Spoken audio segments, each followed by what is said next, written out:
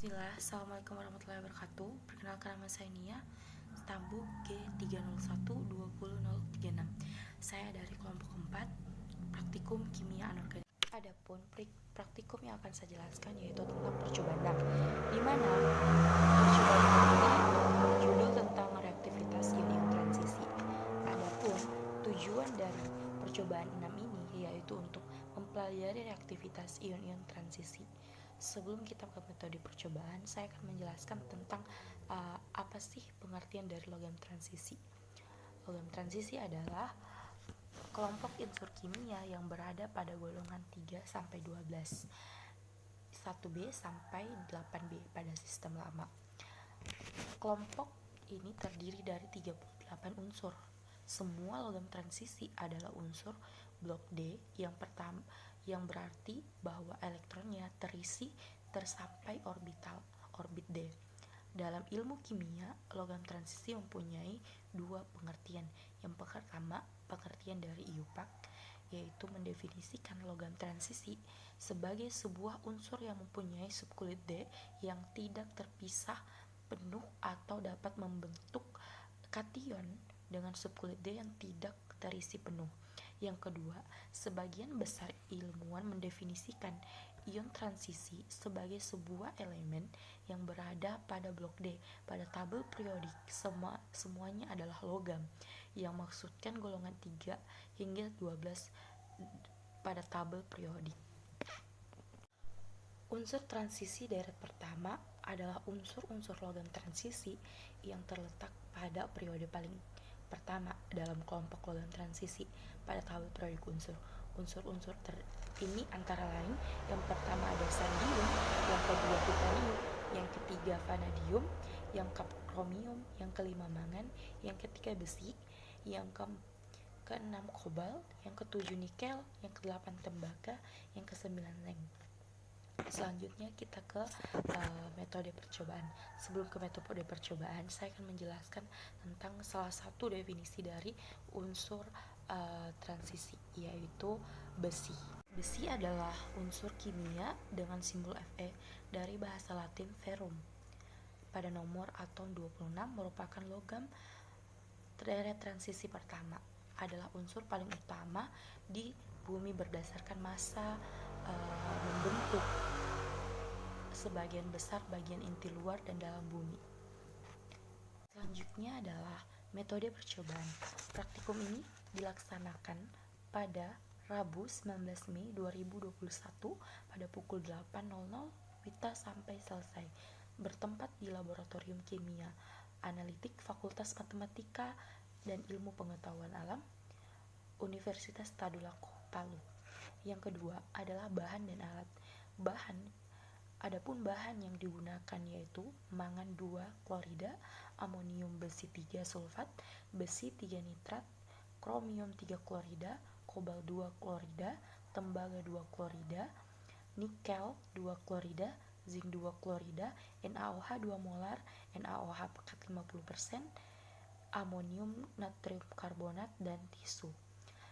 Adapun alat yang digunakan adalah rak dan tabung reaksi, pipet tetes, gelas ukur 5 mili. Selanjutnya adalah prosedur kerja.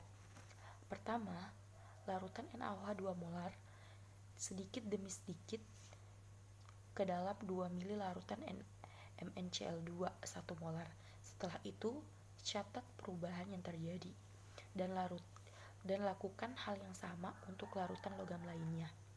Selanjutnya, percobaan pertama tapi dengan pekat dengan NaOH pekat 50%, KSCN 1 molar, amonium 1 molar, natrium karbonat 1 molar.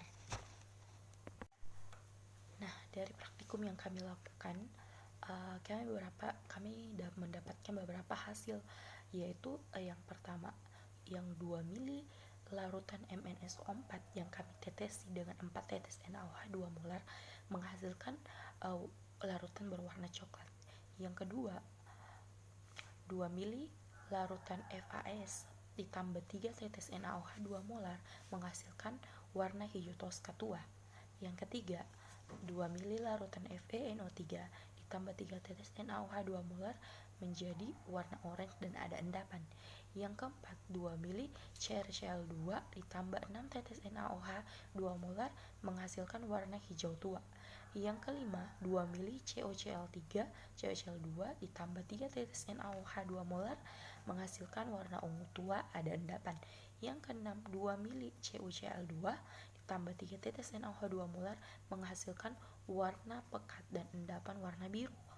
Yang ketujuh, 2 mili NiCl2 ditambah 5 tetes NaOH 2 molar warna tetap dan terdapat endapan. Yang kedelapan, 2 mili ZnSO4 ditambah 4 tetes NaOH 2 molar warna menjadi putih. Adapun hasil yang kedua yang kami dapatkan yaitu yang pertama, 1 mili NaSO4 ditambah 3 tetes NaOH 50% itu menghasilkan warna kuning keruh. Yang kedua, 1 mili FeNO3 ditambah 3 tetes NaOH 20 molar menghasilkan warna merah bata dan ada endapan. Yang ketiga, 1 mili F larutan FAS ditambah 3 tetes NaOH 50% menghasilkan warna hijau lumut. Yang keempat, 1 mili larutan CrCl3 ditambah 3 tetes NaOH 50% menghasilkan warna hijau lumut. Yang kelima, 1 mili CoCl2 ditambah 3 tetes NaOH 50% menghasilkan warna ungu ada endapan. Yang keenam, 1 mili CuCl2 ditambah 3 tetes NaOH 50 molar menghasilkan warna biru dan ada endapan. Yang ketujuh, 1 mili NaCl2 ditambah 3 tetes NaOH 50% warna hijau muda dan ada endapan. Yang kedelapan, 1 mili ZnSO4 ditambah 3 tetes NaOH 50 molar menghasilkan warna putih dan ada endapan. Selanjutnya saya akan menjelaskan hasil pengamatannya. Pengamatan selanjutnya yaitu yang pertama, reaktivitas reaksi dengan KSCN. Yang pertama ada 1 mili MnSO4 ditambah 5 tetes KSCN. Yang kedua ada 1 mili FAS ditambah 3 tetes KSCN. Yang ketiga 1 mili FeNO3 ditambah 2 tetes KSCN. Yang keempat 1 mili CrCl3 ditambah 3 tetes KSCN. Yang kelima 1 mili CoCl2 ditambah 5 tetes KSCN. Yang keenam 1 mili CuCl2 ditambah 3 tetes KSCN. Yang ketujuh 1 mili NiCl2 ditambah 4 tetes KSCN. Yang ke-8 1 mili ZnSO4 ditambah 3 tetes KSCN.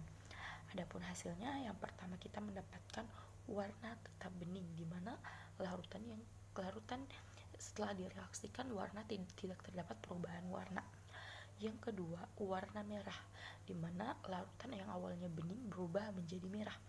Yang ketiga, warna merah tua, warnanya berubah menjadi merah tua. Yang ketiga, warna biru gelap. Yang kelima, warna merah tua. Yang keenam, warna hijau. Yang ketujuh, warna tetap dan ada endapan. Yang kedelapan, warna tetap bening. Begitulah hasil pengamatan yang kami dapatkan setelah mereaksikan larutan ion-ion transisi, di mana yang pertama setelah direaksikan dengan NaOH 2 molar, yang kedua direaksikan dengan NaOH 2 50 molar 50%, yang ketiga direaksikan dengan KSCN. Dari percobaan ini dapat disimpulkan bahwa reaktivitas ion-ion transisi berkaitan kuat dengan kekuatan kelunakan dari ion tersebut.